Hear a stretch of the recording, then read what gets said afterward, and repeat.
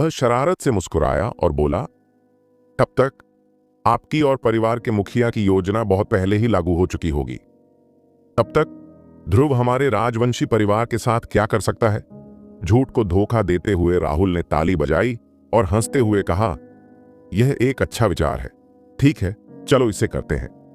आचार्य समर्थ ने राहुल को प्रणाम किया, मुड़कर हॉल से बाहर निकले और हवेली के द्वार पर आ गए। ध्रुव इस समय हवेली के द्वार के बाहर एक स्पष्ट और सुंदर चेहरे और बिना किसी अधीरता के मुस्कुराहट के साथ इंतजार कर रहे थे। वह राजवंशी परिवार पर कोई बुरा प्रभाव नहीं छोड़ना चाहते थे। इस बार ध्रुव सच में राजवंशी परिवार की बेटी से शादी करना चाहते थे। आचार्य समर्थ धीरे से बाहर आए और ध्रुव को देखा। ध्रुव ने इस बूढ़े आदमी से एक अत्यंत शक्तिशाली आभा महसूस की। उन्होंने तुरंत अनुमान लगाया कि यह बूढ़ा आदमी राजवंशी परिवार का एक वरिष्ठ सदस्य होना चाहिए। आचार्य समर्थ ने ध्रुव को देखा और मुस्कुराते हुए कहा, ध्रुव, आपने कहा था कि आप मेरे राजवंशी परिवार की दूसरी महिला से शादी करना चाहते हैं, इसलिए मुझे आश्चर्य है कि क्या आप उनसे नागपुर का सामंत के रूप में या भविष्य के ड्रैगन भगवान के रूप में शादी करना चाहते हैं?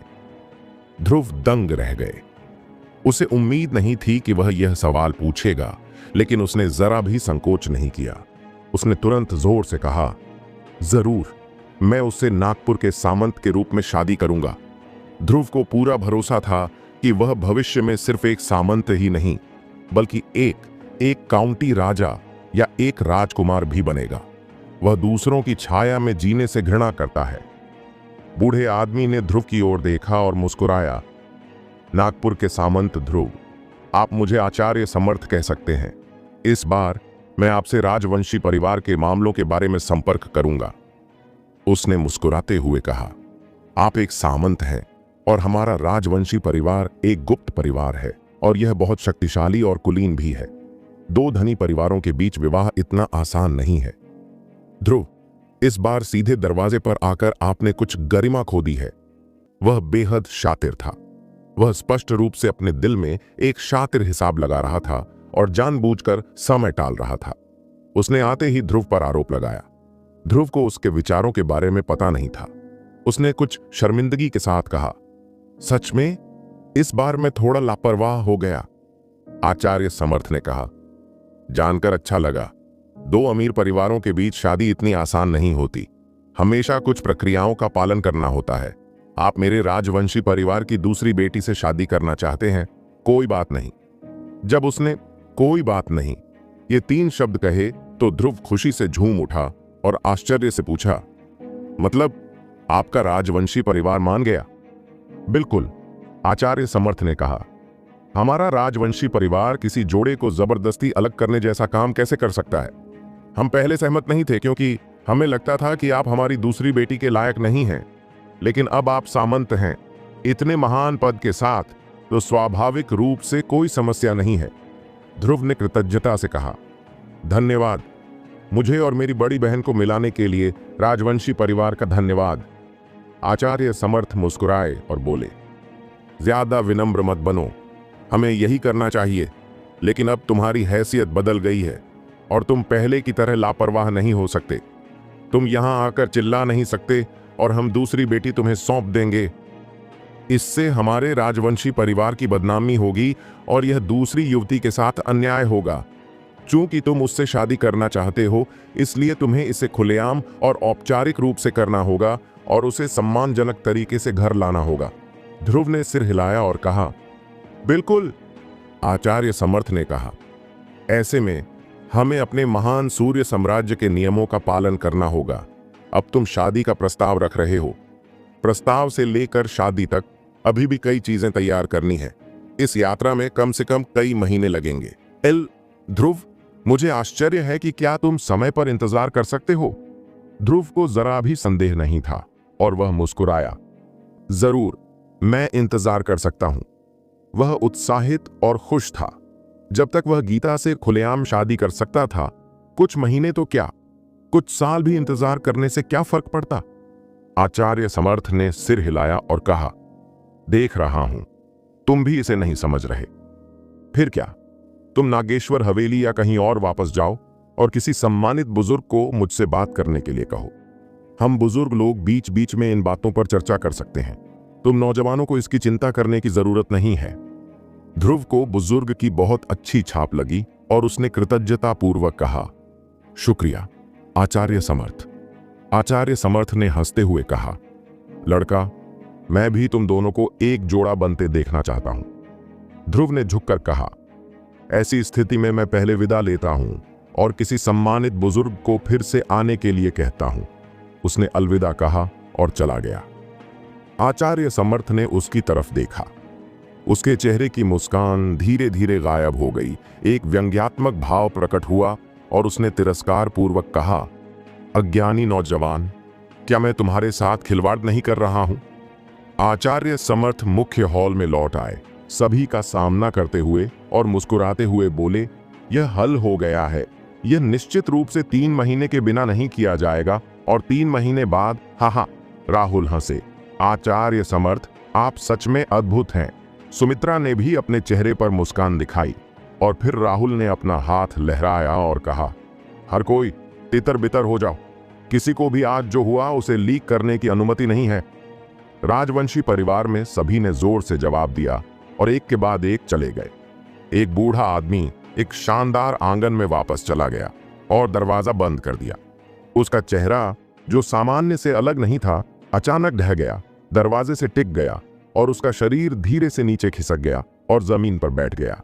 एक पल में वह दर्जनों वर्षों से बूढ़ा लग रहा था। उसका चेहरा पतनशील था और उसकी आंखों में उदासी का निशान था। रोते हुए वह मन ही मन बुदबुदाया, मेरी प्यारी पोती, मुझे तुम्हारे लिए बहुत दुख है। दादाजी ने कुछ नहीं किया और मुझे तुम्हें मरते हुए देखना है, पर मैं कुछ नहीं कर सकता। उसका शरीर अकड़ गया, बहुत दयनीय लग रहा था। काफी देर बाद वह धीरे से उठा और लड़खड़ाते हुए मुख्य हॉल की ओर गया। मुख्य हॉल में एक धूप बत्ती की मेज थी और मेज पर एक पट्टिका थी जिस पर कुछ शब्द लिखे थे। यह पट्टिका उसके बेटे हरिकांत, ध्रुव के चाचा के लिए थी।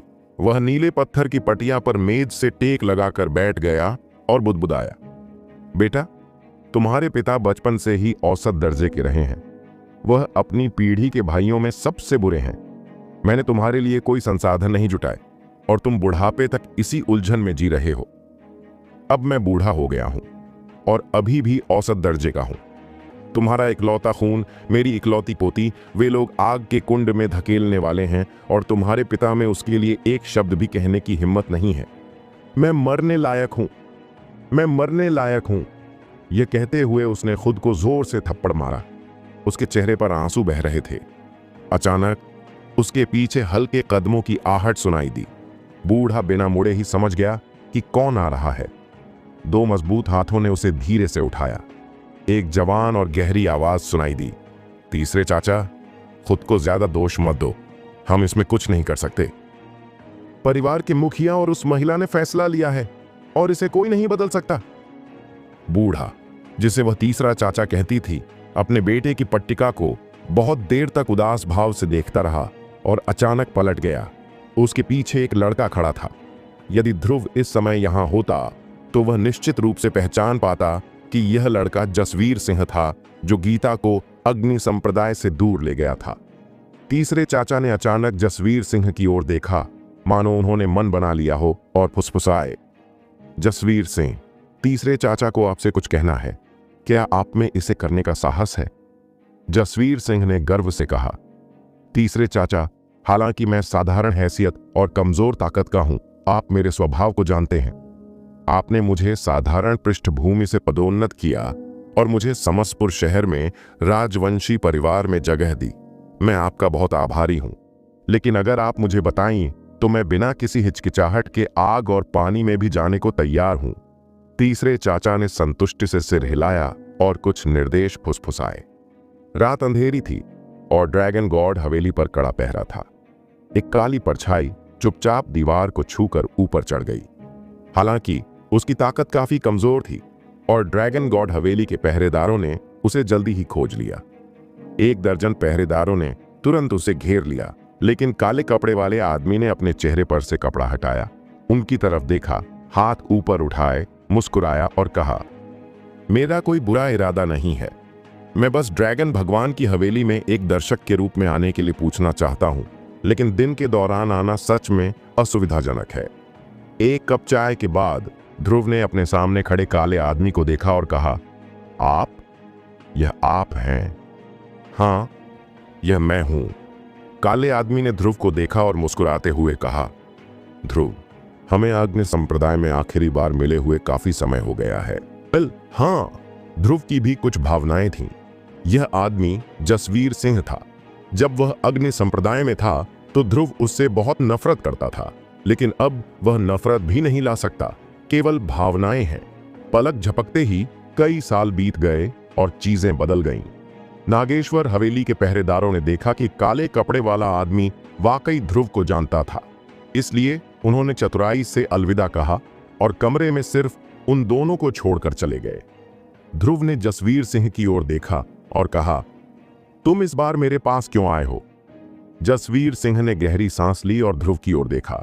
उसके पहले ही वाक्य ने ध्रुव के रोंगटे खड़े कर दिए और उसकी आंखों में गहरा डर छा गया। जसवीर सिंह ने कहा, राजवंशी परिवार ने शादी टालने की तरकीब से तुम्हारी शादी करने की इजाजत दी है। उनका मकसद 3 महीने की देरी है। ध्रुव ने तुरंत पूछा, इन 3 महीनों में वे क्या करने वाले हैं? वे मेरी बड़ी बहन के साथ क्या करने वाले हैं? जसवीर सिंह ने धीरे से कहा, गीता नाम मात्र की राजवंशी परिवार की दूसरी महिला है, लेकिन असल में वह सिर्फ एक शाखा की महिला है और राजवंशी परिवार की सबसे कुलीन महिला परिवार के मुखिया राहुल और किरण की वैध पुत्री हैं। ध्रुव ने बीच में टोका नहीं, बल्कि उसे आगे बोलने का इशारा किया। हालांकि जब किरण के गर्भ में थी तो उस पर घात लगाकर हमला किया गया और एक दुखद युद्ध हुआ जिसमें वह गंभीर रूप से घायल हो गई। तो किरण अपनी मां के गर्भ से ही बीमार रही है और बचपन से ही उसका शरीर बहुत दुर्बल रहा है। हालांकि राहुल और सुमित्रा ने उसके लिए अनगिनत अमृत खोजे हैं और उसे गुरु बनाया है, फिर भी वह कमियों के साथ पैदा हुई है। जैसे जैसे वह बड़ी होती है, यह और भी स्पष्ट होता जाता है। यह विशेष रूप से उसकी युद्ध आत्मा और आंतरिक अमृत में परिलक्षित होता है। उसकी युद्ध आत्मा में एक बहुत बड़ा दोष है और उसके आंतरिक अमृत में भी एक बहुत बड़ा दोष है।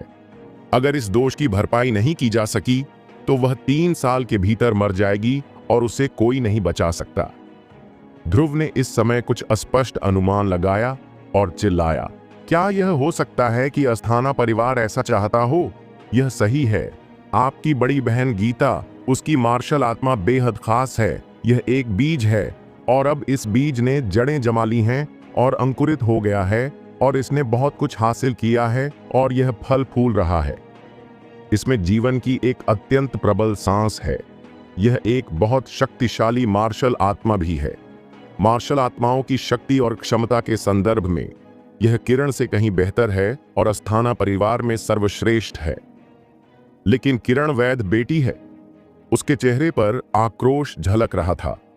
न केवल अस्थाना परिवार ने गीता को कोई साधना संसाधन नहीं दिए, बल्कि राहुल और सुमित्रा ने गीता की मार्शल आत्मा को तोड़ने और उसे बीज के रूप में उसकी मूल स्थिति में वापस लाने की योजना भी बनाई। फिर सर्वोच्च जादुई विधि का उपयोग करके किरण की मार्शल आत्मा में बीज को प्रत्यारोपित करें। बीज का उपयोग किरण की मूल मार्शल आत्मा को अवशोषित करने के लिए करें और फिर उसे प्रतिस्थापित करें। अब से बीज मार्शल आत्मा किरण की मार्शल आत्मा बन जाएगी और तुम्हारी बड़ी बहन। उसने यह नहीं कहा, लेकिन ध्रुव जानता था कि परिणाम क्या होगा। मार्शल आत्मा वंचित हो गई और आंतरिक अमृत नष्ट हो गया। ध्रुव गुस्से में था। उसकी आंखें लाल थीं और उसके माथे पर कुछ नीली नसें दिखाई दे रही थीं। उसके गालों की मांसपेशियां कांप रही थीं और वह स्पष्ट रूप से बेहद गुस्से में था। अचानक उसने मेज पर जोर से थप्पड़ मारा। अचानक खड़ा हुआ, दांत पीसते हुए और शब्द दर शब्द भयंकर रूप से दहाड़ा, मैं तुम्हें मार डालूंगा, राजवंशी परिवार के कमीनों। उसकी आवाज बहुत ऊंची नहीं थी, बल्कि जानबूझकर दबाई गई थी, लेकिन लोगों को ऐसा लग रहा था जैसे वह फटने वाला ज्वालामुखी हो, फटने वाला हो। ध्रुव सचमुच बेहद गुस्से में था और बेहद नफरत से भरा हुआ था। इस बार वह सच्चे दिल से राजवंशी परिवार से शादी करने गया था और उसने कोई कठोर उपाय करने की योजना भी नहीं बनाई थी, क्योंकि उसे लगा कि अब चूंकि उसकी बड़ी बहन राजवंशी परिवार की बेटी है, उसे राजवंशी परिवार को एक सभ्य चेहरा देना होगा और अपनी बड़ी बहन को भी एक सभ्य चेहरा देना होगा। लेकिन उसने उम्मीद नहीं की थी कि वह राजवंशी परिवार को इतना महत्व देता है और अपनी बड़ी बहन के लिए राजवंशी परिवार से समझौता भी कर लेता है, और राजवंशी परिवार ने सच में उसकी बड़ी बहन के साथ ऐसा व्यवहार किया। उन्होंने सच में उसकी बड़ी बहन को एक औषधि, एक कड़ाही और एक बलिदान के रूप में माना। जसवीर सिंह ने आगे कहा, यह सब नहीं है। भले ही मार्शल आत्मा को खोदकर निकाल दिया जाए और आंतरिक अमृत को चकनाचूर कर दिया जाए, आदमी मर नहीं सकता। हालांकि वह विकलांग है, फिर भी वह एक सामान्य आदमी की तरह रह सकता है। और वे यहीं नहीं रुकते, क्योंकि गीता का रक्तवंश अत्यंत शुद्ध है, किरण के बहुत करीब या किरण से भी ज्यादा शुद्ध। वे किरण को गीता का सारा रक्त सोखने देने की योजना बनाते हैं। इस तरह किरण की ताकत और भी बढ़ जाएगी। सारी तैयारियां 3 महीनों में पूरी हो जाएंगी। तब तक गीता मर जाएगा, पूरी तरह से मर चुका होगा। ध्रुव ने दांत पीस लिए। उसकी आवाज बेहद उदास थी। तुम मेरी बड़ी बहन को मारना चाहती हो, उस तथाकथित घटिया बेटी को पैदा करना चाहती हो और अपनी जान के बदले मेरी बड़ी बहन की जान लेना चाहती हो। तुम्हारी राय में क्या मेरी बड़ी बहन की जान इतनी बेकार है? उसका चेहरा जानलेवा इरादे से भरा था। वह अजीब तरह से हंसा और धीरे से बोला, ध्रुव, ध्रुव, तुम सच में बेवकूफ हो। दूसरों ने तुम्हारा इतना हिसाब लगाया, लेकिन तुम इतने बेवकूफ हो कि तुम्हें कुछ दिखाई नहीं देता। तुम अभी अभी उनके कितने आभारी थे। तुम सच में एक अतुलनीय मूर्ख हो। जसवीर सिंह ने गहरी सांस ली और ध्रुव को उलझन भरी आंखों से देखा। कुछ साल पहले यह लड़का उसका विरोधी था ही नहीं। वह आसानी से जमीन पर गिर जाता था और उसमें लड़ने की ताकत नहीं थी। लेकिन अब वह सिर्फ अपनी सांसों से ही खुद को कांपने पर मजबूर कर सकता है और उसमें लड़ने की हिम्मत भी नहीं है। उसकी तरक्की बहुत तेज है। काफी देर बाद ध्रुव सामान्य स्थिति में आया। उसने अनमोल की ओर देखा और धीरे से कहा, अनमोल, आज के लिए शुक्रिया। अनमोल ने कड़वी मुस्कान के साथ कहा, सीधे शब्दों में कहूं तो कल की वजह आज का नतीजा है। अगर मैं ना होता तो तुम्हारी बहन यहां ना होती। ध्रुव ने कहा, हर किसी का अपना भाग्य होता है, यह अपरिहार्य है। एक एक करके मैं बहुत आभारी हूं कि तुम आकर मुझे ये बातें बता सकते हो। अनमोल ने कहा, यह गीता के दादा हैं, जिन्होंने मुझे आने के लिए कहा था। उन्होंने कहा कि वे इस बारे में कुछ नहीं कर सकते, लेकिन वे तुम्हें सच बता सकते हैं। ध्रुव ने धीरे से सिर हिलाया। उनके होठों पर एक भयानक मुस्कान थी। झूठ परिवार के कमीनों, मैं तुम्हें जाने नहीं दूंगा। अगली सुबह सुबह की रोशनी धुंधली थी। राजवंशी परिवार के दरवाजे पर पहरेदार कल या तो अपाहिज थे या मर चुके थे और आज उन्हें बदल दिया गया। पदभार ग्रहण करते ही उन्हें चेतावनी दी गई कि वे ज्यादा खुले विचारों वाले बने और उन लोगों को न भड़काएं जिन्हें नाराज नहीं होना चाहिए। और उन्होंने एक आदमी की तस्वीर देखी और उस आदमी का रूप अपने दिल में गहराई से याद कर लिया। यह आदमी स्वाभाविक रूप से ध्रुव था। इसलिए जब उन्होंने उस लंबे कद वाले आदमी को धीरे धीरे कोहरे से बाहर आते और आखिरकार राजवंशी परिवार के दरवाजे के सामने रुकते देखा तो सबने सांस रोक ली। इसके अलावा उन्होंने यह भी देखा कि ध्रुव के चेहरे पर जानलेवा इरादे साफ दिखाई दे रहे थे, और यह साफ था कि वह यहाँ किसी अच्छे काम के लिए नहीं आएगा। पहरेदार का सरदार काफी चालाक था और उसने तुरंत अपने आदमियों से फुसफुसाकर कहा कि उन्हें जाने दो और खबर दे दो। फिर उसने ध्यान से उसका अभिवादन किया और चापलूसी भरे चेहरे से कहा, श्रीमान ध्रुव, आप यहाँ क्यों हैं? इतनी सुबह हो गई है और आपने मुझे पहले से नहीं बताया। ध्रुव ने उसकी तरफ देखा और इस तरह के गुंडों पर अपना गुस्सा नहीं निकाला। राजवंशी परिवार के मामलों का इस तरह के गुंडों से कोई लेना देना नहीं था। उसने धीरे से कहा, राजवंशी परिवार, मैं ध्रुव तुम्हें एक कप चाय देता हूं ताकि तुम मेरी बड़ी बहन गीता को सौंप सको, वरना मैं आज तुम्हारे राजवंशी परिवार का कत्लेआम कर दूंगा। उसकी आवाज शांत थी लेकिन बेहद भारी। यह फैल गई और राजवंशी परिवार के सभी महत्वपूर्ण लोग उसी क्षण जाग गए। ध्रुव के बोलने के बाद उसने गार्ड कमांडर की तरफ देखा तक नहीं, जो पहले से ही उससे बुरी तरह डरा हुआ था। वह बस आंखें बंद करके एकाग्रचित्त खड़ा रहा। राजवंशी परिवार में हड़कंप मच गया था। सभी महत्वपूर्ण लोग मुख्य हॉल में इकट्ठा हो गए। राहुल ने भावशून्य भाव से सभी से कहा, लगता है ध्रुव को मामले की सच्चाई पहले ही पता चल गई है। हम इसे अब और नहीं छिपा सकते।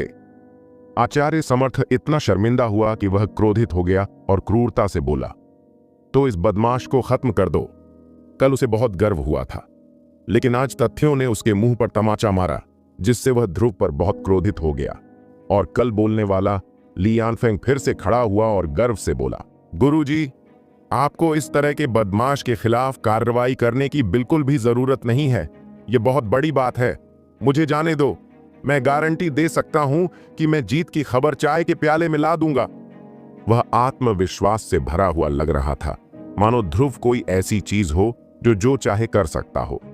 राजवंशी परिवार के कई अन्य युवा शिष्यों ने भी उसकी बात दोहराई और कहा, गुरुजी, हमें जाने दो। हम ध्रुव का सिर जरूर काट लाएंगे। यह सही है। इस बच्चे ने हमारे राजवंशी परिवार को भड़काने की हिम्मत की।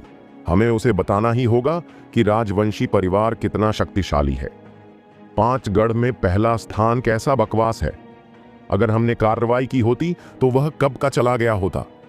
अंत में राहुल ने धीरे से सिर हिलाया और कहा, ठीक है, तो तुम तीनों जाओ और उसका वजन आजमाओ।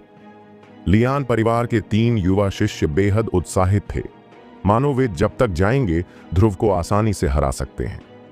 तीनों ने मुट्ठियां भींच लीं और उत्साह से हॉल से बाहर निकल गए। जल्द ही वे तीनों हवेली के द्वार पर पहुंच गए। रुद्र प्रताप ने घमंडी नजरों से ध्रुव की ओर इशारा किया और तिरस्कार पूर्वक कहा, ध्रुव, तुम सचमुच एक बहिष्कृत आदमी हो। भले ही अब तुम्हारे पास सामंत की उपाधि हो, फिर भी तुम अभी भी अपनी हड्डियों में बहिष्कृत हो।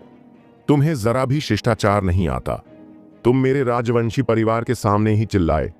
तुम इतने बेशर्म कैसे हो सकते हो? यह सही है, एक और आदमी ने कहा। 5 गढ़ के लोग सब बेकार हैं। तुम एक बहिष्कृत आदमी हो और प्रथम हो सकते हो। यह हम रईसों का अपमान है। अंत में लड़का हंसा और बोला, बहरहाल तुमने उन बेकार लोगों को हरा दिया। ज्यादा से ज्यादा तुम एक मजबूत बेकार आदमी हो। ध्रुव ने उनकी ओर देखा और धीरे से कहा, क्या राजवंशी परिवार ने तुम्हें मुझसे निपटने के लिए 3 बेकार लोग भेजे थे? रुद्र प्रताप गुस्से से लाल हो गया और ध्रुव की ओर इशारा करते हुए दहाड़ा, तुम किसे कचरा कहते हो? ध्रुव ने अचानक ऊपर देखा और फिर उन्हें ध्रुव की आंखें दिखाई दी। ध्रुव की आंखें जलती हुई लपटों की तरह थीं, जानलेवा इरादे से भरी हुई। और फिर उन्हें अपने सामने एक चमक महसूस हुई और ध्रुव का आकार चमक उठा। फिर वे तीनों एक साथ चीखे, पीछे की ओर उड़े और महल से जोर से टकराए। एक धमाके के साथ ऊंचा गेट हाउस महल उन तीनों ने सीधे गिरा दिया। खंडहर में तीनों ने अपनी छाती ढक ली और बुरी तरह चीख पड़े। उनकी छाती धंस गई थी, जिससे एक बड़ा छेद दिखाई दे रहा था और खून बह रहा था। इस समय ध्रुव का शरीर मूल स्थान पर वापस आ गया था। उसने धीरे से अपनी मुट्ठी वापस खींची। उसके मुंह के कोने पर एक हल्की सी व्यंग्यात्मक मुस्कान थी और कहा, 3 लोग मेरा मुक्का भी नहीं झेल सकते। वे कचरे के अलावा और क्या हैं? लियान पीक के 3 लोग जमीन पर लेट गए। ध्रुव को अविश्वास से देख रहे थे और उनके चेहरों के भाव अभी के अहंकार से बदलकर सदमे और यहां तक कि डर में बदल गए। रुद्र प्रताप बुदबुदाया, ध्रुव की ताकत इतनी जबरदस्त है। हम तीनों राजवंशी परिवार की युवा पीढ़ी के सबसे उत्कृष्ट शिष्य हैं, फिर भी हम उसके सामने शक्तिहीन हैं। जैसे ही वह हिला, हम उसका आकार भी नहीं पकड़ पाए और उससे बुरी तरह घायल हो गए। यह ध्रुव बहुत भयानक है। राजवंशी परिवार का एक और शिष्य भी सदमे और गुस्से से दहाड़ा, हम वाकई बेतुके हैं। हमने सोचा था कि हम उसे आसानी से हरा देंगे, लेकिन हमें उम्मीद नहीं थी कि हम उसके घूंसे को भी नहीं रोक पाएंगे। ध्रुव धीरे धीरे उनके पास पहुंचा। तीनों लोगों के चेहरों पर निराशा थी, यह सोचकर कि ध्रुव उन्हें मार डालेगा। गार्ड लीडर उसके पास झिझक रहा था, समझ नहीं पा रहा था कि ध्रुव को रोकने के लिए आगे बढ़े या नहीं। वह जानता था कि अगर उसने उसे रोकने के लिए आगे बढ़ने की हिम्मत की तो उसका अंत केवल एक शब्द यानी मौत होगा। आखिरकार उसने अपनी लार निगल ली और ईमानदारी से एक तरफ हट गया। ध्रुव ने एक कदम आगे बढ़ाया और रुद्र प्रताप और जमीन पर पड़े अन्य लोग एक कदम पीछे हट गए। वे इस समय चल नहीं सकते थे, इसलिए वे केवल अपनी कोहनी का उपयोग अपने शरीर को सहारा देने और पीछे हटने के लिए कर सकते थे। वे धूल से सने हुए थे और बहुत शर्मिंदा दिख रहे थे। ध्रुव ने उन्हें देखकर मुस्कुराया और शांति से कहा, क्या तुम अभी बहुत घमंडी नहीं थे? क्या तुम्हें नहीं लगता कि मैं दुनिया में सर्वश्रेष्ठ हूं? क्या तुम्हें नहीं लगता कि अगर तुम प्रतियोगिता में भाग लोगे तो पहला स्थान निश्चित रूप से तुम्हारा होगा? अब क्या हुआ? अब तुम पागल क्यों नहीं हो? तुम इतने घमंडी क्यों नहीं हो? ध्रुव के होठों पर एक ठंडी जानलेवा मंशा थी। रुद्र प्रताप और बाकी लोग डर से भर गए और विनती करते रहे, मुझे मत मारो, मुझे मत मारो। ध्रुव मुस्कुराए और नहीं चाहते थे कि मैं इसे हटा दूं। क्या तुम ठीक हो? ठीक है, तो तुम दया की भीख मांगते हो। तीनों लोग बिना किसी हिचकिचाहट के जमीन पर घुटने टेक कर झुक गए, झुके और ध्रुव से दया की भीख मांगी। ध्रुव ने उपहास किया और तिरस्कार पूर्वक कहा, कौन बेकार है? हम बेकार हैं, हम बेकार हैं। तीनों लोगों ने एक के बाद एक कहा, कितना घटिया लिया परिवार का शिष्य, मुझे तुम पर शर्म आती है। ऐसा कहते हुए ध्रुव ने तीनों को इतनी जोर से लात मारी कि उनके शरीर से खून की धार निकली और वे उड़ गए। पीछे से एक ठंडी चीख आई, वापस जाओ और अपने राजवंशी परिवार के उन कमीनों से कहो कि मुझसे लड़ने के लिए किसी और को भेजो। हॉल में राजवंशी परिवार के सभी लोग तीनों युवा शिष्यों के शर्मिंदा चेहरे को देख रहे थे और उनके चेहरे थोड़े बदसूरत थे। यह उनके चेहरे पर एक तमाचे जैसा था जिससे उनका चेहरा ही गायब हो गया। राहुल ने गहरी सांस ली और धीरे से कहा, मैं ध्रुव को मार डालूंगा। यह सुनकर सभी मुस्कुरा उठे। अगर परिवार का मुखिया कार्रवाई करता है तो ध्रुव जरूर मर जाएगा। यह सही है, ध्रुव बहुत घमंडी है, लेकिन उसने अभी अभी हमारे राजवंशी परिवार के 3 युवा शिष्यों को हराया है। वह परिवार के मुखिया का कभी विरोधी नहीं हो सकता। परिवार का मुखिया अर्धचरणीय मार्शल राजा के राज्य में प्रवेश कर चुका है, उसके लिए ध्रुव को मारना आसान होगा। यह सुनकर राहुल थोड़ा गर्व महसूस करते हुए आत्मसंतुष्ट होकर मुस्कुराया। जल्द ही वह हवेली के द्वार पर पहुंच गया। जबरदस्त गति का आभास पाकर ध्रुव ने अचानक अपना सिर उठाया और लाल वस्त्र पहने उस अधेड़ उम्र के आदमी को बेहद तीखी नजरों से घूरने लगा। राहुल दरवाजे के सामने सीढ़ियों तक गया, उसकी तरफ देखा और हल्के से बोला, क्या तुम ध्रुव हो? ध्रुव ने उसके सवाल का जवाब नहीं दिया, बल्कि धीरे और ठंडे स्वर में कहा, मेरी बहन को सौंप दो, उस छोटी कुतिया को सौंप दो। राहुल के चेहरे पर व्यंग्यात्मक भाव था। क्या तुम्हें लगता है कि यह संभव है? मैं तुम्हें बता दूं, उस छोटी कुतिया का भाग्य पहले ही तय हो चुका है। ध्रुव की आंखों में एक क्रूर जानलेवा इरादे की चमक थी और उसने व्यंग्य के भाव से कहा, ओह, मेरी बहन का भाग्य तुम्हारे परिवार की उस छोटी कुतिया को रक्तसार, मार्शल स्पिरिट और आंतरिक अमृत प्रदान करना है ना? इसका मतलब है तुम्हारे परिवार की उस छोटी कुतिया की पूर्ति के लिए खुद को बलिदान करना, है ना? यह सही है, राहुल ने गर्व से कहा।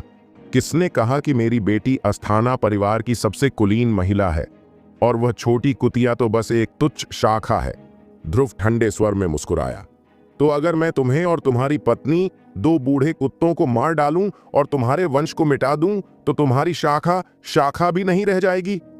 राहुल क्रोधित हो गया और जोर से चिल्लाया, अछूत, तुमने मुझे इस तरह अपमानित करने की हिम्मत कैसे की?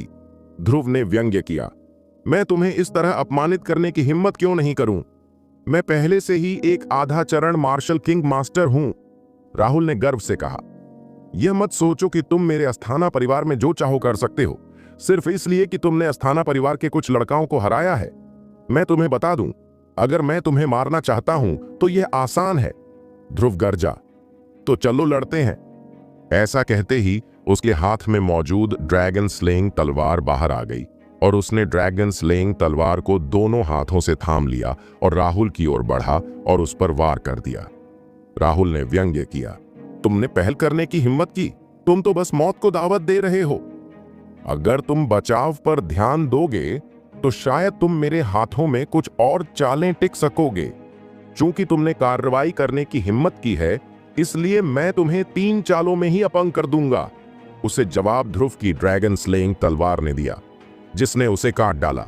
ध्रुव हवा में उछल पड़ा और उसके हाथ में मौजूद ड्रैगन स्लेइंग तलवार ने जोरदार वार किया। उसी समय उसके शरीर पर सुनहरी रोशनी चमक उठी। मार्शल आर्ट दिव्य गगन गंगा साधना में छोटे वज्र की शक्ति बेतहाशा बढ़ गई। इस समय ध्रुव का शरीर सुनहरी रोशनी से भर गया और ड्रैगन स्लेइंग तलवार पर भी चमकदार सोने की परत चढ़ गई। ध्रुव ने छोटी वज्र की शक्ति का इस्तेमाल किया और उसकी ताकत 10 गुना बढ़ गई। इस बार ध्रुव ने जैसे ही वार किया, उसने पूरी कोशिश की। इस चाकू ने जोरदार वार किया और राहुल ने पहले तो इसे गंभीरता से नहीं लिया, बल्कि यूं ही मुक्का मार दिया। उसके हिसाब से उसका यूं ही मुक्का ध्रुव के पूरे जोर के बराबर था और यह मुक्का ध्रुव को सीधे मार सकता था। लेकिन उसने उम्मीद नहीं की थी कि दोनों के एक दूसरे से टकराने के बाद उसने ध्रुव की तलवार से एक भयानक ताकत महसूस की। उसका वार आसानी से नाकाम हो गया और राहुल तुरंत डर गया। उसने दोनों हथेलियां उफेन और ड्रैगन स्लेइंग स्वॉर्ड से जोर से टकराया। ड्रैगन स्लेइंग स्वॉर्ड से भिनभिनाहट की आवाज आई और वह जोर से कांप उठा। ध्रुव बिना एक कदम पीछे हटे गर्व से अपनी जगह पर खड़ा रहा, जबकि राहुल चीखा और जोर से पीछे की ओर गिर पड़ा। उसके शरीर से बेतहाशा खून बहने लगा और उसकी बाहें पहले ही अस्वाभाविक रूप से लटक गई थीं। जाहिर है, झटके से उसकी बाहें टूट गई थीं और वह गंभीर रूप से घायल हो गया था। यह दृश्य देखकर वहां मौजूद पहरेदार हक्के बक्के रह गए और उन्हें विश्वास ही नहीं हुआ। यह कैसे हो सकता है? परिवार का मुखिया, वह परिवार का मुखिया है, वह अर्धचरणीय युद्ध राजा विशेषज्ञ है, लेकिन ध्रुव ने उसे काट डाला और वह गंभीर रूप से घायल हो गया। यह ध्रुव इतना भयानक कैसे हो सकता है? छिपे हुए परिवारों के मुखिया उसके विरोधी नहीं है। ध्रुव के जमीन पर उतरने के बाद वह रुका नहीं और फिर से हवा में उछला और दूसरी बार काट डाला। छोटे वज्रसिंह की शक्ति फिर से फूट पड़ी और शक्ति 10 गुना बढ़ गई। राहुल ने बेतहाशा प्रतिरोध किया। इस बार उसने पूरी कोशिश की थी, लेकिन ध्रुव की 10 गुना ताकत फूट पड़ी, जो बेहद भयानक थी।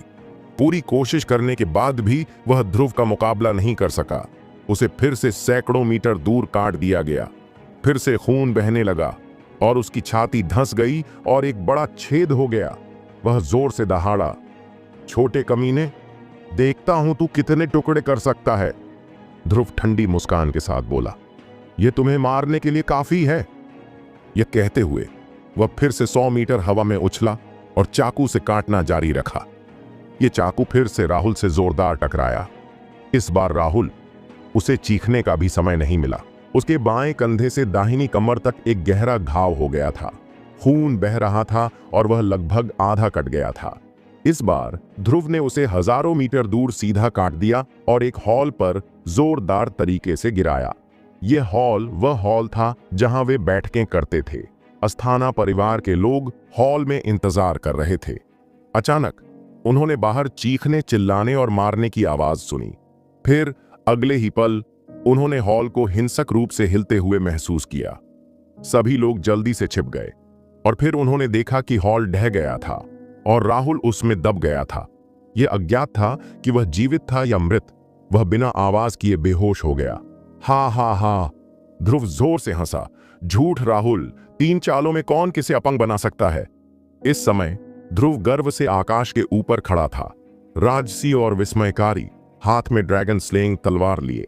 उसके शरीर पर सुनहरी रोशनी चमक रही थी, मानो कोई युद्ध का देवता हो। राजवंशी परिवार में सभी ने अविश्वास के भाव के साथ उसकी ओर देखा। यह ध्रुव बहुत भयानक है। हां, परिवार का मुखिया एक अर्धचरणीय योद्धा राजा है और इस ध्रुव ने उसे 3 चालों में हरा दिया। 3 चालों में ध्रुव ने परिवार के मुखिया को गंभीर रूप से घायल करने के लिए केवल 3 चालों का उपयोग किया। यह ध्रुव इतना शक्तिशाली है कि यह अविश्वसनीय है।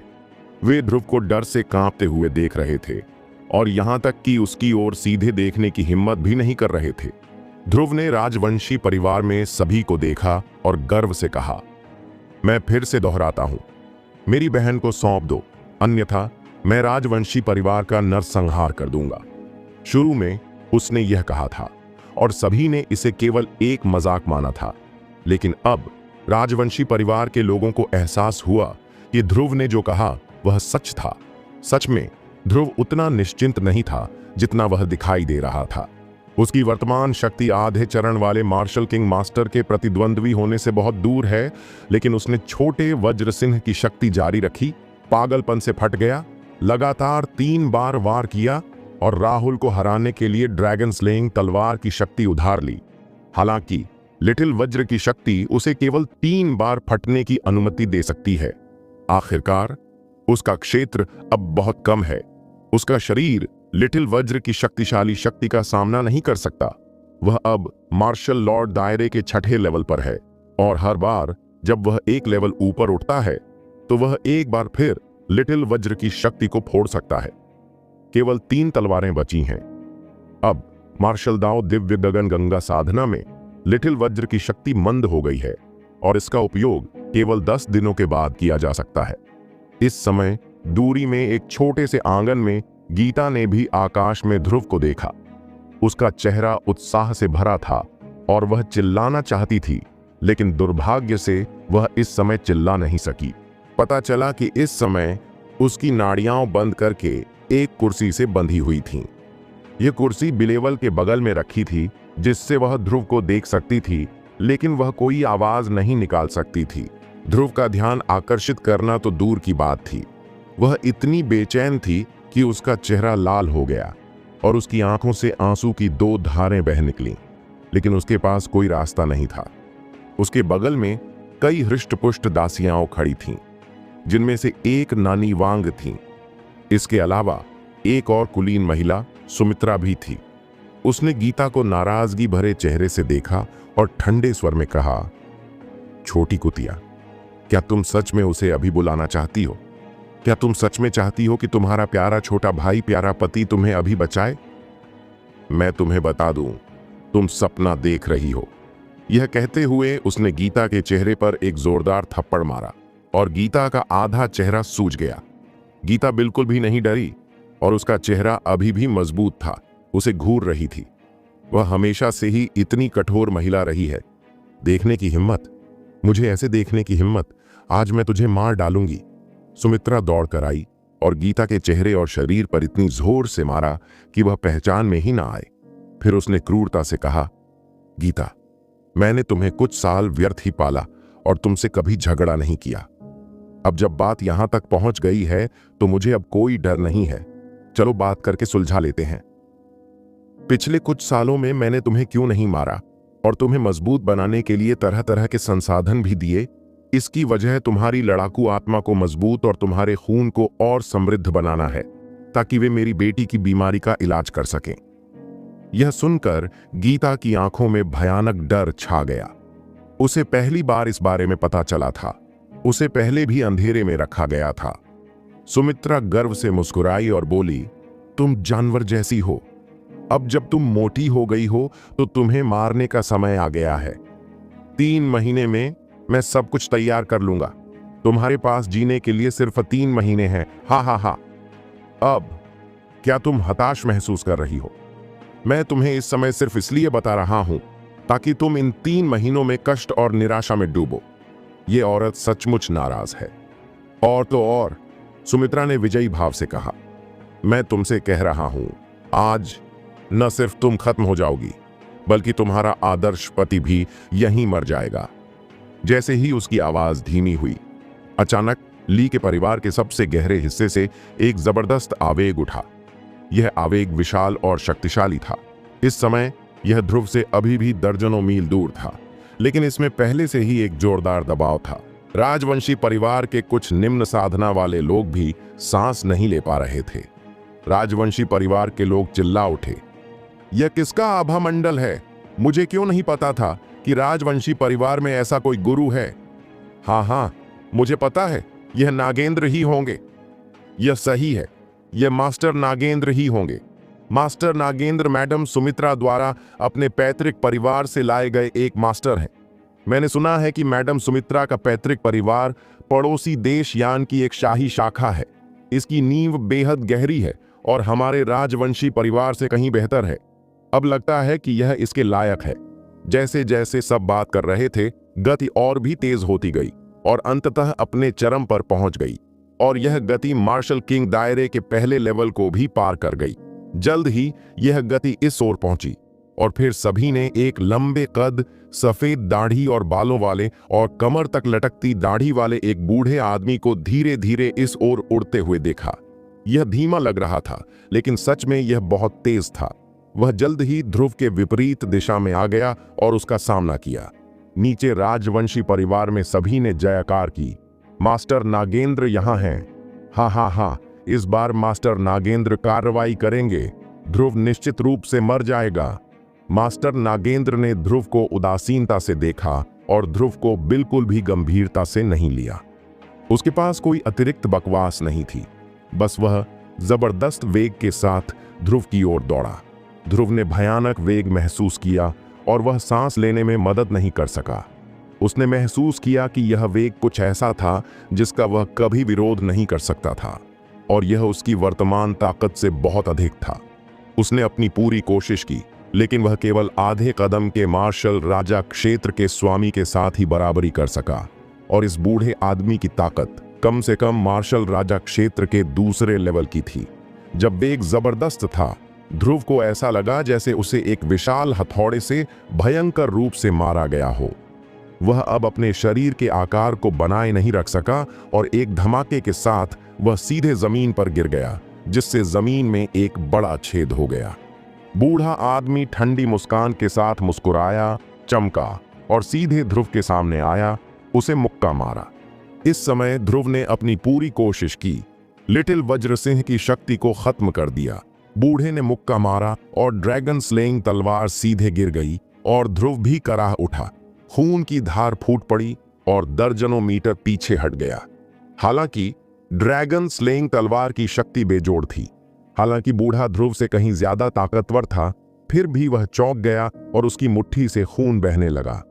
बूढ़े की भौहें जानलेवा इरादे से भर गईं और उसने ठंडे स्वर में कहा, क्या तुम सच में मुझे चोट पहुंचाना चाहते हो? मैं तुम्हें, इस कमीने को यहां नहीं रहने दे सकता। फिर उसने मुक्का मारा।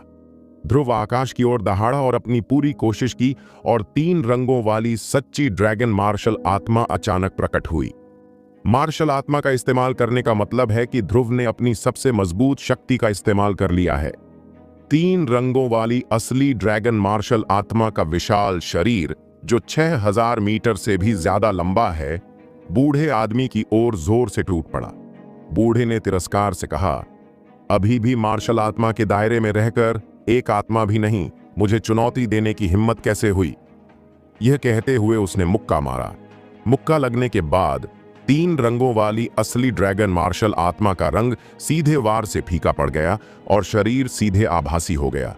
जाहिर है, गंभीर रूप से घायल भी।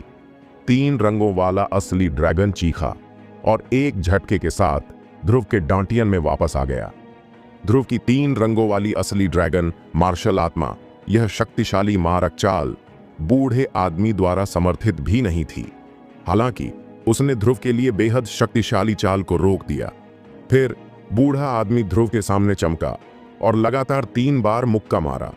ध्रुव को इन 3 मुक्कों का सीधा झटका लगा और वह ली के घर से हजारों मीटर दूर उड़ गया। वह सीधा उड़कर नीले पत्थर के फर्श पर गिर पड़ा, जिससे नीला पत्थर चकनाचूर हो गया। तार्किक रूप से 3 मुक्कों की बात तो दूर, वह बूढ़ा आदमी एक ही मुक्के से ध्रुव की आत्मा को टुकड़े टुकड़े कर सकता था, लेकिन उसने 3 मुक्कों का इस्तेमाल किया और ध्रुव को नहीं मारा। इसके बजाय एक शक्ति चुपचाप ध्रुव के शरीर में प्रवाहित हुई और छिप गई। इस समय ध्रुव को इस हद तक पीटा गया था कि उसकी सारी हड्डियां टूट गई थीं और उसके पास वापस लड़ने की शक्ति नहीं थी। लेकिन ध्रुव की आंखों में ऐसा लग रहा था जैसे कोई ज्वाला जल रही हो, और वह अभी भी अदम्य लड़ाकू भावना से भरा हुआ था। उसने दांत पीसकर खड़े होने के लिए संघर्ष किया। अचानक उसका शरीर नरम पड़ गया और वह फिर से जमीन पर गिर पड़ा। लेकिन ध्रुव ने अपने हाथ जमीन पर गड़ा दिए और धीरे धीरे ली के घर की ओर रेंगता रहा। उसके दिल में एक विश्वास जल रहा था। भले ही वह गंभीर रूप से घायल हो गया था और अराजकता में गिर गया था, यह विश्वास उसके दिल में हमेशा स्पष्ट था। बड़ी बहन अभी भी ली के घर में है, मुझे उसे बचाना होगा, मुझे उसे बचाना होगा।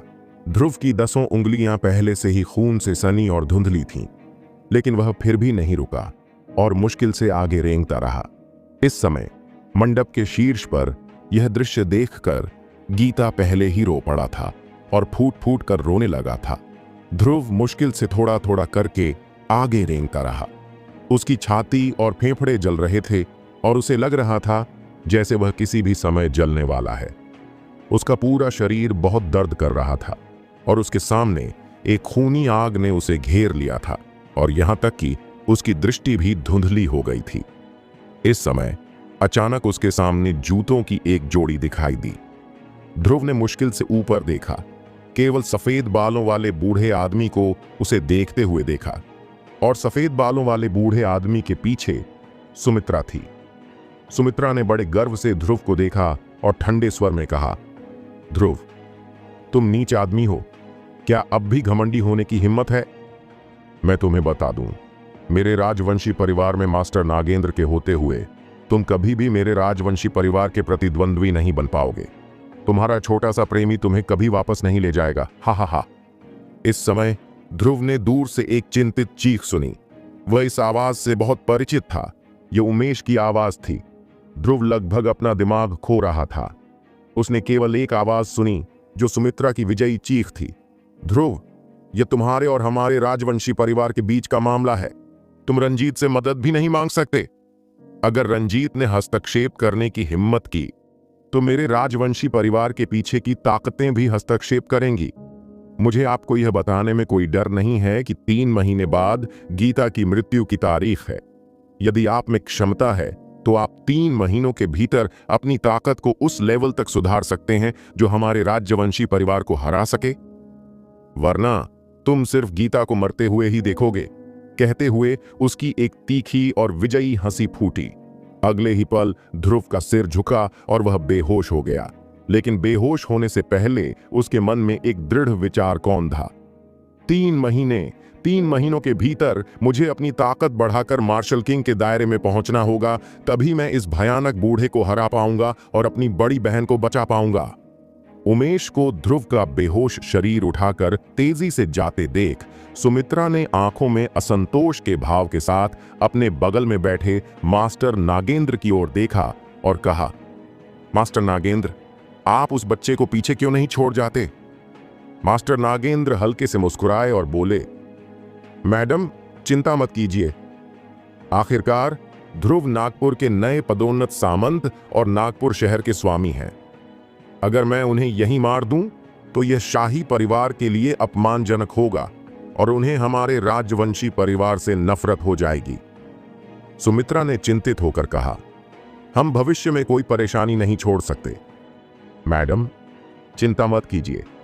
मास्टर नागेंद्र मुस्कुराए और बोले, हालांकि बच्चा अभी मरा नहीं है। मुझे यकीन है कि वह 3 महीने के अंदर मर जाएगा। सुमित्रा ने यह सुना तो वह समझ गई और मुस्कुराई। मालूम होता है कि मास्टर नागेंद्र ने आपके प्रसिद्ध कौशल से अपने शरीर पर एक निशान छोड़ दिया है। अब मुझे राहत मिली है और मैं अच्छी खबर का इंतजार कर रही हूं। जब ध्रुव की नींद खुली तो उसने नजरें उठाकर देखा कि रंजीत बिलेवल के पास बैठा है और उसकी आंखें चिंतित हैं। ध्रुव ने हल्की सांस छोड़ी। उसकी आंखें बिल्कुल शांत थीं। उसे याद था कि बेहोश होने से पहले क्या हुआ था, इसलिए उसे स्वाभाविक रूप से पता था कि उसे उमेश ने बचा लिया होगा और ड्रैगन गॉड हवेली में वापस आ गया होगा। लेकिन ध्रुव हैरान था कि मास्टर नागेंद्र उसका पीछा क्यों नहीं कर रहा था। हालांकि इन सब बातों का कोई असर नहीं हुआ। ड्रैगन गॉड ने ध्रुव की ओर देखा, धीरे से आह भरी और कहा, क्या मूर्ख है। एक पल सोचने के बाद वह फुसफुसाया, मैं अस्थाना परिवार के साथ तुम्हारे मामलों में दखल नहीं दे सकता। राजवंशी परिवार के पीछे एक शक्तिशाली राजकुमार खड़ा है। अगर मैं हस्तक्षेप करता हूं तो वह राजकुमार भी हस्तक्षेप करेगा और फिर मामला जटिल हो जाएगा। ध्रुव ने धीरे से अपना सिर हिलाया और कहा, गुरु, यह मेरा अपना मामला है, मैं इसे खुद करूंगा। ध्रुव बहुत देर तक छत को घूरता रहा और अचानक उसने अपना सिर घुमाया और ड्रैगन देवता की ओर देखा। उसकी आवाज बेहद गंभीर थी। गुरु, मैं और मजबूत बनना चाहता हूं, मैं और मजबूत बनना चाहता हूं। ये 4 शब्द ध्रुव के दिल में गूंज रहे थे और मानो उसके पूरे दिमाग पर छा गए हों। ध्रुव के मन में इस समय बस यही 4 शब्द और यही एक विचार था। ध्रुव की मजबूत बनने की इच्छा को इतना प्रबल हुए काफी समय हो गया था। अतीत में वह बहुत तेजी से आगे बढ़ा, अपने साथियों से कहीं आगे, और ध्रुव को खुद पर बहुत गर्व था। खासकर 5 प्रमुख गढ़ की प्रतियोगिता जीतने के बाद उसे लगा कि वह दुनिया के सभी नायकों को नीचा देखता है, लेकिन अब ध्रुव को अपनी कमजोरी का गहरा एहसास है। असली ताकतवरों की तुलना में वह अभी भी बहुत पीछे है। उदाहरण के लिए रंजीत, महेश जैसे ताकतवरों के लिए ध्रुव उनका प्रतिद्वंद्वी नहीं है। उसकी वर्तमान ताकत केवल अर्धचरणीय मार्शल किंग दायरे के बराबर है, लेकिन मार्शल किंग दायरे का सामना करने के बाद वह बुरी तरह से पराजित होगा। ध्रुव इतना शक्तिहीन कभी नहीं रहा। दुनिया उसके सामने है, लेकिन वह शक्तिहीन है और केवल अपनी बड़ी बहन को जहर खाते हुए देख सकता है। रंजीत ध्रुव के विचारों को अच्छी तरह समझ गया। ध्रुव ने फिर रंजीत की ओर देखा और कांपती आवाज में कहा, गुरुजी, अगर मैं 3 महीने में मार्शल किंग दायरे तक नहीं पहुंचा तो मैं अपनी बहन को मरते हुए ही देख पाऊंगा। ड्रैगन देवता ने ध्रुव की ओर देखा और धीरे से कहा, अब आप मार्शल लॉर्ड दायरे के 6ठे लेवल पर हैं। यदि आप 3 महीनों के भीतर मार्शल किंग दायरे में आगे बढ़ना चाहते हैं तो आपको प्रति माह 1 से अधिक लेवल आगे बढ़ना होगा।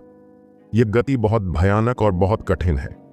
ध्रुव ने सुना और लगभग निराश हो गए, लेकिन कोई रास्ता नहीं है। उन्होंने अचानक विषय बदल दिया। ध्रुव के दिल में तुरंत आशा प्रज्वलित हुई और उन्होंने जल्दी से पूछा, मास्टर, क्या कोई रास्ता है? हालांकि देव सेनापति ने तुरंत उसे जवाब नहीं दिया, बल्कि पूछा, ध्रुव, क्या आप जानते हैं कि हमारे देव सेनापति हवेली के पहले देव सेनापति की मार्शल आत्मा क्या थी? ध्रुव ने अपना सिर हिलाया और कहा, मुझे नहीं पता। देव सेनापति ने धीरे से कहा, उनकी मार्शल आत्मा सफेद ड्रैगन है। बाद में सफेद ड्रैगन को काले लोहे के ड्रैगन में, काले लोहे के ड्रैगन को कांसे के ड्रैगन में और कांसे के ड्रैगन को चांदी के ड्रैगन में बदल दिया गया। जब वह चांदी का ड्रैगन था तो उसने बाकी 4 ड्रैगन मार्शल आत्माओं को मिलाकर 5 रंगों वाला ड्रैगन बनाया। क्या 5 रंगों वाला ड्रैगन? यह सुनकर ध्रुव मोहित और ईर्ष्यालु हो गया। हाँ, यह 5 रंगों वाला दिव्य ड्रैगन है, रंजीत ने धीरे से कहा। ड्रैगन मार्शल आत्मा सभी मार्शल आत्माओं में बहुत शक्तिशाली मानी जाती है। क्योंकि यह शक्तिशाली है, इसलिए इसे आगे बढ़ाना बेहद मुश्किल है। इसलिए आपके लिए मार्शल किंग दायरे में प्रवेश करना दूसरों की तुलना में कहीं अधिक कठिन है। हालांकि जब तक मार्शल सोल लगातार उन्नत होता रहेगा, तब तक आगे बढ़ना आसान रहेगा। उस सीनियर को भी शुरुआत में सुधार करने में थोड़ी मुश्किल हुई थी, लेकिन बाद में जब उसकी मार्शल सोल पंचरंगी दिव्य ड्रैगन में विलीन हो गई तो उसका सुधार बेहद तेज हो गया और उसने पलक झपकते ही मार्शल किंग दायरे को भेद दिया। बाद में उसकी सर्वोच्च शक्ति मार्शल किंग दायरे के शिखर तक पहुंच गई और मेरे रंजीत हवेली की एक शानदार नींव भी रखी। ध्रुव का दिल अचानक उम्मीद से भर गया। 3 महीनों के भीतर मार्शल किंग दायरे को भेदना बिल्कुल असंभव काम था, लेकिन अब उसे संभावना की एक किरण दिखाई दी। उसने तुरंत पूछा, तुम्हारा मतलब है अगर मैं अपनी मार्शल सोल को पंचरंगी दिव्य ड्रैगन के लेवल तक उन्नत कर सकूं तो मैं कर सकता हूं, है ना? हाँ, रंजीत ने धीरे से सिर हिलाया। ध्रुव ने फिर पूछा, हम पंचरंगी ड्रैगन के लेवल तक कैसे उन्नत हो सकते हैं? यह बहुत आसान है, खा लो। देव सेनापति ने धीरे से ये 2 शब्द कहे। इस समय उसके हाव भाव बेहद शांत लग रहे थे, लेकिन ये 2 साधारण शब्द खून की प्यास और जानलेवा इरादे से भरे थे। ध्रुव ने धीरे से पूछा, ड्रैगन मार्शल आत्मा को निगलना? सिर्फ ड्रैगन मार्शल आत्मा ही नहीं। देव सेनापति की आंखों में लालिमा सी चमक उठी। तुम्हें अपनी जरूरत के सभी गुणों वाली मार्शल आत्माओं को निगलना होगा। 5 रंगों वाली ड्रैगन मार्शल आत्मा में 5 गुण होते हैं, यानी सोना, लकड़ी, पानी, आग और धरती। और तुम्हारी मौजूदा मार्शल आत्मा पहले से ही एक 3 रंगों वाली सच्ची मार्शल आत्मा है, जिसमें पहले से ही सोना, आग और लकड़ी के गुण हैं। अगला, तुम्हें धरती और पानी के 2 गुणों वाली मार्शल आत्माओं को निगलने पर ध्यान केंद्रित करना होगा। बेशक अगर बाकी 3 गुण हैं तो तुम्हें उन्हें निगलना होगा। जितने ज्यादा होंगे उतना अच्छा होगा, लेकिन कृपया ध्यान दें कि तुम्हें एक मुख्य गुण निर्धारित करना होगा। यह तुम्हें चुनना है। ध्रुव ने बहुत ध्यान से सुना और इन शब्दों को ध्यान में रखा। ध्रुव ने धीरे से सिर हिलाया और कहा, ऐसे में तो मैं समझ गया। ड्रैगन गॉड ने अचानक अपने मुंह के कोने पर एक अजीब सी मुस्कान बिखेरी और धीरे से कहा, क्या आप जानते हैं कि 5 गढ़ में से हमारे ड्रैगन गॉड गढ़ को छोड़कर बाकी 4 क्रमशः सोने, पानी, आग और धरती के प्रतीक हैं। ब्लैक वाटर गढ़ में पानी जैसी मार्शल आत्मा होती है, सामंतगढ़ में धरती जैसी मार्शल आत्मा होती है, अग्निगढ़ में आग जैसी मार्शल आत्मा होती है और सिद्धलोक में सोने जैसी मार्शल आत्मा होती है। ध्रुव की आंखें अचानक चमक उठीं और उन्होंने कहा, मास्टर, आपका क्या मतलब है? ड्रैगन गॉड मुस्कुराए और बोले, मैंने कुछ नहीं कहा। ध्रुव समझ गए और उनके मुंह के कोने पर भी एक अजीब सी मुस्कान आ गई जिसमें जानलेवा इरादे थे। वैसे भी ये चारों परिवार मुझे दुश्मन मानते हैं। अगर मैं उन्हें न भी मारूं तो भी वे मेरे पास आएंगे। ऐसे में क्यों न? ध्रुव ने ठंडे स्वर में कहा, अपनी मार्शल स्पिरिट को एक सीढ़ी की तरह इस्तेमाल करो ताकि मैं सर्वोच्च शिखर तक पहुंच सकूं। ध्रुव आत्मविश्वास से भरा हुआ था क्योंकि उसकी नवतेज सुमित्रा दिव्य कला को निगलने में एक स्वाभाविक लाभ था। ध्रुव और देव सेनापति ने एक दूसरे को देखा और उनकी आंखों में जानलेवा इरादे थे। यह क्रूर था, लेकिन मार्शल आर्ट की राह वाकई क्रूर थी। वहां सिर्फ मैं था और कोई नहीं। और तो और ध्रुव और बाकी 4 गढ़ में जबरदस्त नफरत थी। रंजीत खड़ा हुआ, मुड़ा और बाहर चला गया। मैंने तुम्हें गोली दे दी है। 3 दिनों के बाद तुम्हारी चोटें 30% ठीक हो जाएंगी। कल से आप मुख्य हॉल में जाएंगे और मेरे ठंडे जेट बी लेवल पर अभ्यास करेंगे। अपने वर्तमान साधना लेवल के साथ यदि आप जहां रहते हैं वहां अभ्यास करना चाहते हैं तो आप केवल एक बार ही अभ्यास कर सकते हैं, लेकिन ठंडे जेट बी लेवल पर आप 10 गुना तेजी से अभ्यास कर सकते हैं। ध्रुव ने सिर हिलाया और कहा, धन्यवाद गुरु। रंजीत थोड़ा मुस्कुराए। धन्यवाद देने या न देने की कोई आवश्यकता नहीं है। आप मेरे शिष्य हैं और मैं आपका गुरु हूं। वैसे, उन्होंने मुड़कर कहा, ध्रुव, पंचरंगी दिव्य ड्रैगन मार्शल आत्मा की ओर बढ़ने से पहले आपको पहले अपने आंतरिक अमृत को बेहतर बनाना होगा। मार्शल आत्मा और आंतरिक अमृत हमेशा एक दूसरे के पूरक होते हैं। मुख्य हॉल में रंजीत हवेली। ध्रुव ठंडे जेड बिलेवल पर पालथी मारकर बैठ गए, अपनी आंखें बंद कर लीं और ध्यान केंद्रित किया, और उनके शरीर के चारों ओर शक्तिशाली आभाएं एक के बाद एक हवा में फूट पड़ी। इस गति में प्रकाश की एक हल्की सी चमक थी और यह सुनहरा प्रकाश तब तक बाहर की ओर फैलता रहा जब तक कि यह ध्रुव के शरीर से 3 फीट बाहर नहीं पहुंच गया, और फिर यह रुक गया। यह ध्रुव के शरीर के चारों ओर 3 फीट के दायरे वाली एक विशाल सुनहरी प्रकाश ढाल की तरह था। ठंडा जेड बिलेवल शुद्ध सफेद था और यह एक मोटी ठंड से भरा था, और यह ठंड फैल गई और ध्रुव के शरीर में प्रवेश कर गई। इस समय ध्रुव के नव तेज जादू कौशल उनके डेनेटियन में बेतहाशा चल रहे थे, जिससे एक विशाल चक्रवात बन गया। यह चक्रवात मूल रूप से ऊपर की ओर था और सुचारू रूप से चल रहा था। अचानक ध्रुव का दिमाग अचानक फट गया और उसे लगा जैसे उसे कुछ एहसास हुआ है और उसका दिमाग खाली हो गया। 9 यिन और 9 सुमित्रा चक्रवात सच में एक पल में आकार में 2 गुना हो गया।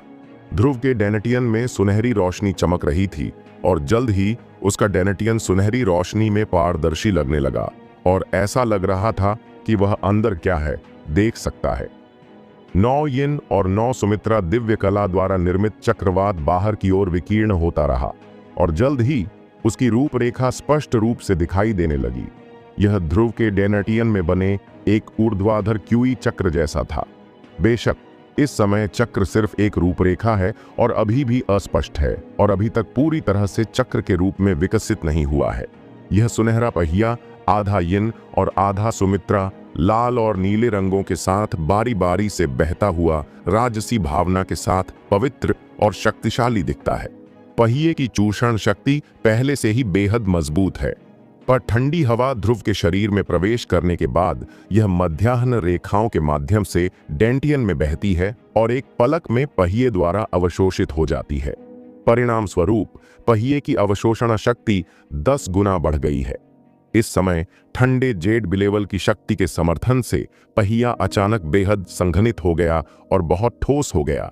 यह एक ठोस शरीर में संघनित हो गया जो अभी आभासी शरीर के लिए अतुलनीय है।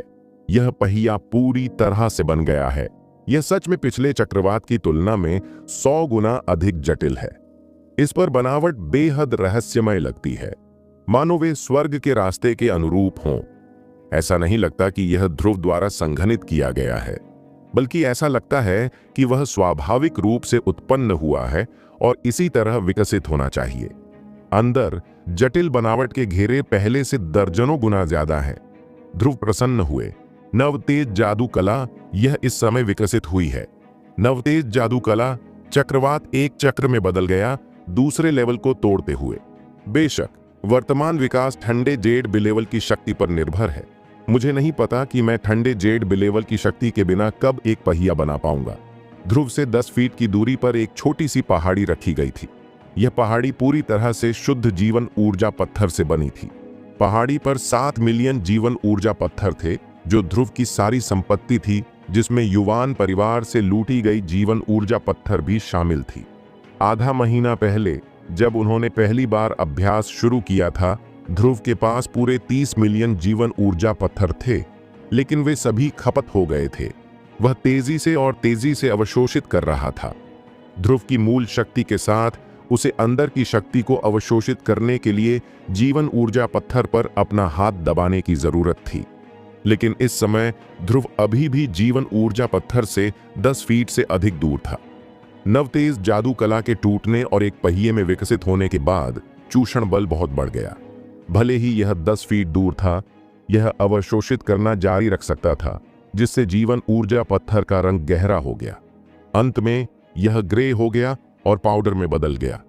अंदर की शक्ति सीधे अवशोषित हो गई और नवतेज दिव्य कला क्यूई व्हील में विलीन हो गई। जैसे जैसे ठंडे जेड बिलेवल की शक्ति का इनपुट जारी रहा, क्यूई व्हील की गति तेज हो गई और चूषण बल मजबूत हो गया। नग्न आंखों को दिखाई देने वाली गति ने जीवन ऊर्जा पत्थर से बनी पहाड़ी को लगातार ढाने का कारण बना दिया। विशाल शक्ति लगभग एक सफेद रेशम की तरह पदार्थ में संघनित हो गई। ध्रुव के डांटियन की ओर दौड़ी। नवतेज दिव्य कला क्यूई व्हील में प्रवेश करने के बाद यह विशाल शक्ति सीधे अत्यंत शुद्ध मार्शल आर्ट दिव्य शक्ति में परिष्कृत हुई और ध्रुव की मार्शल आर्ट दिव्य गगन गंगा साधना में डाली गई। ध्रुव की मार्शल आर्ट दिव्य गगन गंगा साधना अभी भी केवल 6 किलोमीटर लंबी है, जिसका अर्थ है कि वह अभी भी मार्शल सम्राट क्षेत्र के 6ठे लेवल में है और टूट नहीं पाया है। हालांकि मार्शल आर्ट दिव्य गगन गंगा साधना में मार्शल आर्ट दिव्य शक्ति पहले की तुलना में बहुत अधिक है। यदि मार्शल आर्ट दिव्य गगन गंगा साधना एक नदी है और मार्शल आर्ट दिव्य शक्ति नदी का पानी है, तो इस समय नदी का पानी बहुत अधिक बढ़ गया है और यह नदी के किनारे से लगभग बह निकला है। 6000 मीटर लंबा वुडाओ दिव्य गगन गंगा साधना शायद ही इतने सारे वुडाओ शेंग गैंग को सहन कर सके।